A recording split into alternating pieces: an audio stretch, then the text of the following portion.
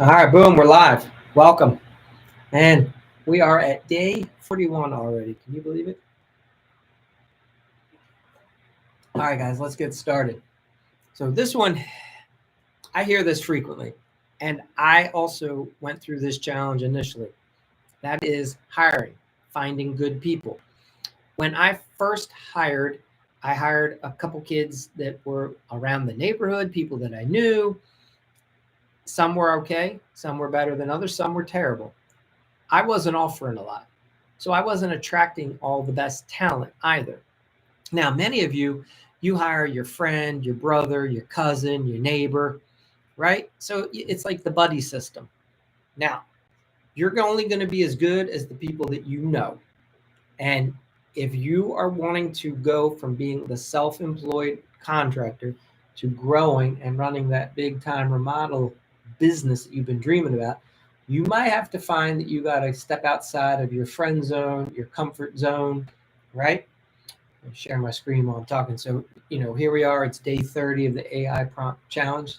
I'm sorry, it's day 41 of this 30-day AI prompt challenge. And so here's that story, right? I have these guys, they work for me. They're decent kids. They are not excellent. They weren't raising the bar. Like they didn't make me uncomfortable to where I was like, damn, I gotta raise my game to attract them. Now I would see other employees, I'd be getting materials. I would go to some networking events, meet other contractors, remodelers, and I'd meet their lead carpenters, their project managers, and I'd go, those guys are A plus talent. And I start saying to myself, I need some A plus talent for my team. How am I going to do that? Well, what it took was getting outside of my own comfort zone and growing my skill set as a business owner so that I could attract better people. I had to increase the stability of the business, the profitability of the business, right? The professionalism of the business. I had to get a marketing system, an advertising process in place so that I could generate leads, right? So that I could frequently sell more projects, sell better projects to attract better clientele that we could offer. So we had nicer projects that made more profit. We were more efficient so that we could continue on the hamster wheel, and then that way I could actually offer a valid professional offer. I remember the first gentleman that I was going to give like a 65K a year start. He was going to get bonus, he was going to get health insurance, he was getting vacation, holidays, he was getting tool allowance, a vehicle allowance, right? Like he was going to get days for training. I gave him flex schedule because he some days would take his daughter to school. I mean, putting together a package like this, but this is what it took to bring in some top tier talent that had a lot of options. He wasn't just looking at my business. He had many other remodelers to choose from. And he was much older than me. I was in my, at this point, early 30s, late 20s, early 30s. So I was young. And I mean, this gentleman, he had even run his own business for several years. Got frustrated with all the headaches, didn't like doing the business side. He liked doing the construction. He just wanted to be on the job site. So it was a perfect match. But he had a lot of good questions. He wanted to understand, how good is your business? How stable are you? Talk to me about your profitability. Talk to me about your balance sheet, your income statement. He wanted to know, like, what are my real numbers? How am I doing? What's the profitability of our jobs? How am I going to be able to afford, if he decides to come work for me and commit to coming to me and my company, am I going to be able to adequately pay him and keep him around long term? Is this a good financial decision for him and his family? So you got to look at all angles when you're out there in the marketplace trying to attract somebody, because top talent, they have options. See, a lot of guys, what I did in the beginning is I just tried to find whoever was available. And the guys that are available suck. That's why they're available. If they were good and they were working for somebody, it would be a little more challenging to get them to come over to your company, my company. All right. So that's what I can share with you on that front. And man, I'm going to tell you right now, when I first heard, so I had a coach when I first started, and he shared some straight talk like that with me. And the first few times I heard it, it was taken aback. I was like, whoa, I felt like he was a little critical, right? Like, what are you saying? No. But the truth was, he was correct. And I just didn't like hearing it because I was doing the best that I could. And that's what I want you to hear. This is not a dig on anybody. I am not here to shame anyone. I am sharing with you some foundational truths. And for those of you that are a little bit younger and you grew up in a world where your parents were your friends and nobody ever really shot you straight and everyone said, oh, Billy, you're going to do the best. And here's a trophy. You just get something for showing up. That doesn't happen in the business world. It's a tough place. You want the trophy, you got to put in the work. Okay? You're going to go out of business if you don't. 50% of remodelers and contractors fail within the first 3 years. 90% don't make it to the 10th anniversary. It's actually closer to like 4% that survive. Are you that good right now? Like, are you in the top 4%? If you look around your local area, are you that good? If you are, awesome. You're killing it. And I'd love to, discuss the business world with you. Hopefully I have a couple good tips for you. The reality is most people, they're not in that top 4%. They're not even sure if they're going to make it to the next anniversary, right? They're just one bad thing in the economy away from it losing it all. Doesn't have to be that way. All right, so here we are. It's day 41, and I'm going to share with you how you can turn that I can't find help into I have a wait list of applicants. Now, some of you might say, Mike, that sounds like a bunch of BS. And it may be for you. I can share with you that, yeah, in the beginning, I struggled to find anyone. And once we got a system in place and had a process, it wasn't long before we had a wait list. I can tell you right now, the amount of times that I would be stopped, someone would call me up, say, hey, Mike, I know so-and-so. They told me I should give you a ring. I'd like to come join your team. Do you have any openings? Is anybody leaving? Are you looking to get rid of anybody? Because I'd like to fill any vacancies that you have. We would have a wait list. What we would do is this was our process. My office manager, I would call her up and I would say, so-and-so wants a job. If he follows up and calls you, then you explain to him the application process. Now, here's what we did. We put the burden on the actual employee. They had, or the candidate, they had to do all the work. We weren't going to do it for them. What I shared, anytime you met with me, you found me, you pulled, I'd have people stop me at the gas station. I'd have people come up to me in the supply houses looking for a job. And I would share with them, I appreciate the interest. Maybe it would work out. We'd love to have another talented person join the team. Here is how that works. You are going to contact our office and they are going to walk you through the application process. If you can follow through that, then we'll see where it goes. We'll put you on our wait list. And here's what that would entail. They had to contact the office. Our office manager would then share with them the application process. This is what you're going to do next. If you'd like to work here, you'll be filling out one of these and one of those, and then you're going to be returning it to me. This is how I would like it returned. It needs to be legible. We're not going to call you back if we can't read it. If you are unable to adequately fill out a form properly, then I don't know what to explain to you. That's not who we're looking for. Take your time, fill it out properly, make sure it's legible, and send it to us in a way that we can then decipher and read it. Okay, when you start setting those parameters, you start attracting much better talent. See, a lot of you guys are taking anyone that you can find, and then you're frustrated because the people that you can find are the people that are available, and the people that are available are the people that no one else is going to hire. You want good people? They work for other people right now. You got to figure out how to find the good people that already have a job. And if they're not coming to you, you got to figure out how you can get them to come to you or how you can go find them. So here's what we do. We use AI. And we're going to use the AI, and we're going to use, you got to understand, if you need more information on this, you reach out to me. We talk about it in the Remodel Rebel program. It's the Applied Relational Intelligence, ARI for short. And you're going to craft a powerful, non-traditional recruiting ad and onboarding message that attracts A+ talent. And you're going to stop repelling the people that you claim that you want. Now, why is it most remodelers can't find help? Let's get one thing straight. It's not that nobody wants to work. It's not that there's not good people. It's not that nobody wants to work for a company that's not worth working for. Okay? Guys that are good, they're looking at your company, they size you up, and they can tell within seconds, I don't think this guy's got his shit together.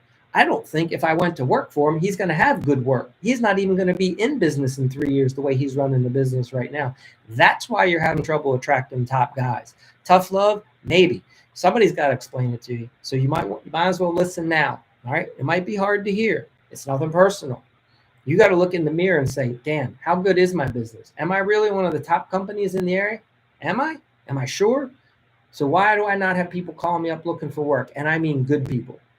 Why aren't my vendors recommending the other top carpenters in the area? Hey, you ought to go work for Mike and his company. They run a top ship, right? If you don't have vendors telling you about the good prospects that they know that are out there, then that lets you know that the vendor doesn't think that highly of your company right now.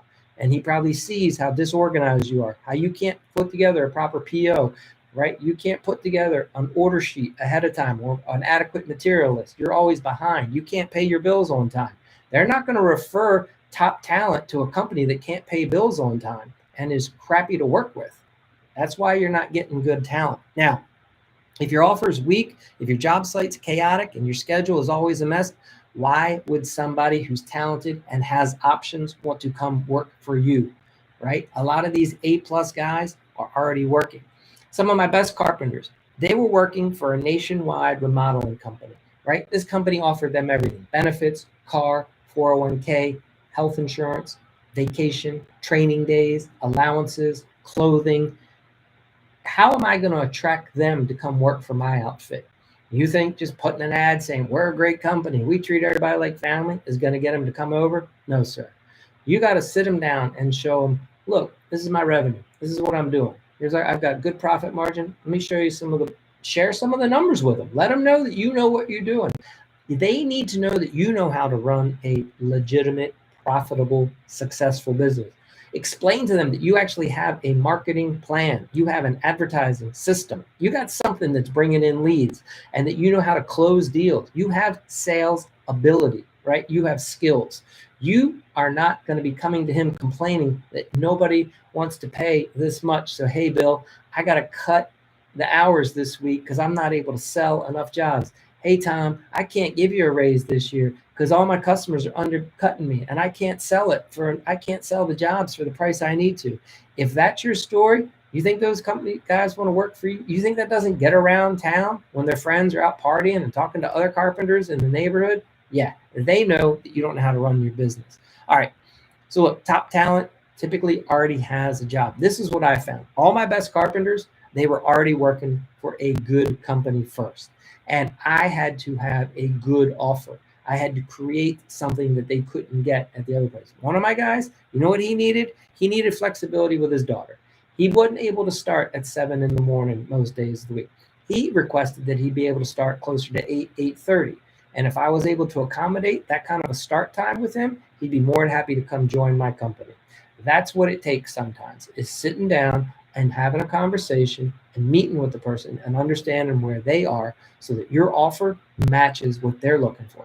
It's not always about the money. Some of you think I'm just going to throw a bunch of money out there, and then you get frustrated because it's not always the money. You have to have a good position and a good offer, right? I needed to have benefits. I needed to have vacation. There needed to be some tool allowances, some training time, right? These guys want to become the best. They don't want to work for some half-ass company. Now, what else do you need to do?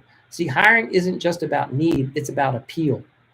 So a lot of remodelers, what I see and what I did in the beginning was you write a job ad, it sounds like this. We're looking for a hardworking, reliable contractor, carpenter. Must have transportation and tools. Man, the top guys, they're already asleep and have moved on from your ad. They don't even read anymore. Pay based on experience, no drama, must show up on time. We're a family, right? Yawn. That's not a strategy. That's letting me know you're desperate. You're a rookie. You don't know what you're doing. That ad sucks. Get better, right? So instead, let's try this. Maybe you use some applied relational intelligence. That's the ARI method. You flip the script. Now you're going to focus your ad on the talent you're looking for. You have to speak to their goals, their future, their values. Not all about your company, about them. Position your company as the vehicle for them to thrive. So here's the truth. You don't attract the A-plus players by sounding like you need help. You attract the A-plus players by showing them that you can provide a better future for them, for their family, right? That you have something that works. So here's how you do it. How do you use AI? Today's AI prompt, boom, you go over to your favorite one, whether it's chat, whether it's Grok, doesn't matter. You're going to say, use this to craft a hiring ad that sells the opportunity, not just the position. Help me write a job ad for a remodeling carpenter. It speaks to the aspirations of A plus employee. Focus on your company's values, stability, commitment to excellence, and how we create opportunity for our team to grow and thrive. Avoid that corporate bullcrap cliches. Make it human, clear, persuasive. Then write a short onboarding summary that shows we're professional, we're organized, we've done this before, and we're prepared to support that top talent from day one. Act like you're a D1 school trying to recruit the top players in the country, because that's what it's going to take to survive. You want a better crew, you write better ads. You want better ads, you ask better questions. You get it? So start here. Now, before you put that ad up, ask yourself, do I have a marketing plan? And is it something that's in place? Your top guys in the marketplace that want to possibly move companies, they want to hear that you know how to run a business and that you're not just flying by the seat of your pants. Can you confidently pay and support that top level team member? Right? I've had carpenters ask me, let's talk your numbers. Let me understand what's your advertising budget? What's your campaign process? How do you target clients? How do you process and sell? Do you know how to make a profitability process, right? Do you understand your numbers? Do you know what your overhead is? These guys know, and especially if they ran a business and they struggle, they really then know. All right, so they also want to know, are you going to babysit them or are you going to empower them? Most guys don't want to be micromanaged, not at least the top talent. If all your guys have to be babysit, then that's giving you a clue that you don't know about hiring top talent, because you're just hiring kids that don't know what they're doing. Now, it's different if you're going to train someone from the ground up, right? If you say, hey, I want you to shadow me or my other top carpenter, you're going to follow his lead. And he's not going to have you just running around organizing the lumber every day and picking up all the loose nails and screws. No, when you train someone, you show them, this is how we do cuts. This is how we do the framing. This is how we do the finishing. The goal is within a few months that this new guy, he can go out on his own and do it. Show the employees that you have a path for them to progress, right? As your company grows, they're going to grow. They don't want to know that they're always going to be the bottom guy. All right. So do you know what your current team is quietly thinking about and why they might be looking to work elsewhere? Like, how well do you know your offer and your guys? Look, if you can't answer yes to these questions, you don't have a hiring problem. You most likely just have a business model problem. Now, once you've got that top crafted ad and you've run it through your AI method, I want you to go here. You can check out Zapplicate.com. All right, that's a process that we set up. It's the first and only application. It's a platform that's built specifically for contractors and remodelers. We've already preloaded the most common roles that remodelers need: carpenters, painters, project managers, office admin. All you do is select from the predefined options, and boom, your job application is ready to go, complete with relevant questions that help filter.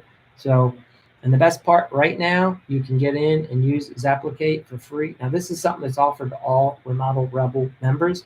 And at the moment, anyone can trial it, check it out. Okay, so go to Zapplicate.com and you can simplify your hiring process.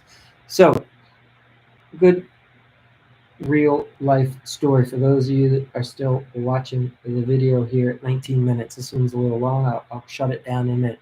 When I tried to hire my first top tier salesperson, this was interesting. He was already working for one of my competitors. Now, I had already successfully hired a couple other guys from this competitor to come work for me, some of my best lead carpenters. I hired a designer, a couple carpenters, a project manager, and I was looking to bring on this salesperson. Now, he straight up said to me, Mike, do you actually have a plan that shows me that you're capable of helping me succeed if I do come work for your company? Like, that question, it really took me back. I was like, what are you talking about? See, I realized that if I didn't have a clear marketing strategy, a strong offer, and good leadership in place, Why would he risk his future, right? His family safety. Why is he going to come work for me if he doesn't think that I can provide for him?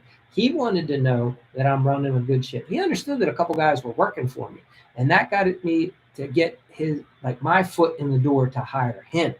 But once I started talking to him, he had a bunch of questions for me about my business. He wanted to see my marketing campaign. He wanted to understand my advertising budget. He wanted to know, how many leads am I bringing in every month? What % profit am I selling my jobs at? Am I going to be able to keep and be able to afford to keep him a year after year? Is he going to be able to earn the money that he's accustomed to? Like, what's the level of professionalism in my business? This is what top-notch employees want to know, right? They're not desperate. They're not reading the want ads on Sunday. A lot of these guys are being recruited. Understand that, right? If you are a top-notch employee, you are in demand. Now, you may have never had to go out and find top talent like this before. You may not even understand that this is what's happening behind the scenes, right? There are guys that get messaged, they get hit up, they get asked, hey, I know you're doing really good work for so-and-so. How are things there, right? Everything going well? They have a progression plan for you? They treating you all right? We could use a guy like you. This is happening all the time to top talent. So if you don't have a plan, if you don't have a process, good luck trying to get the best guys. All right. So I appreciate those of you that have been here. That's some real life stories for you. And again, if you're having trouble, it's because you're not doing the little things that add up. All right, guys, this is a powerful one. All right. I can't tell you how many times you hear it over and over again. I can't find any good guys. Nobody wants to work in this industry anymore. Everybody just wants to stay home and be on their phone. That is not the case. There are hundreds, there are thousands of talented people that work in the industry and do well. And there's a lot of people that are looking for a company that will provide them upward mobility. Show the guy that you have a plan for how you're going to enable them and empower them so that they can learn more about their industry, their skill set, and become even more empowered to be better. And when they are successful working for you, then they will enjoy coming over and want to be part of your team. And it is contagious. I can share with you again, once I brought over one of the top carpenters from one company in particular, I was followed by bringing 3 more lead carpenters and several helpers and a designer. Like, it just snowballed. I was able to basically bring the majority of the company on board. And you can do this as well. There is always a company that is struggling and going out of business that may have had some top talent in there. And if you are the company that's growing and expanding, what are you doing to capitalize on the company that's fallen out? And those guys are looking for their next ship, their next place to call home. All right, guys, have a good one. Thanks for being here. And we'll be back tomorrow with another one. See you.